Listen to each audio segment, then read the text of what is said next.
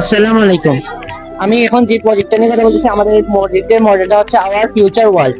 কিন্তু এই প্রজেক্টের মডেল হচ্ছে গ্লোবাল ওয়ার্মিং। এখানে হচ্ছে যে আমরা পরিবেশ দূষণের সম্পর্কে বলেছি। এই যে এখানে হচ্ছে যে এখানে গাছপালা উজাড় করে এখানে কারখানা ফ্যাক্টরি তৈরি হয়েছে।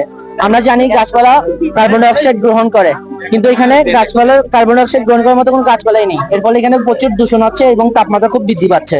এর ফলে এখানে নদ নদীতে কারখানার বজ্রপাত পড়ে মাছ মৎস্য উৎপন্ন বন্ধ হয়ে গেছে এবং মানুষ এখানে আবর্জনা ফিরে নদী দূষণ করছে।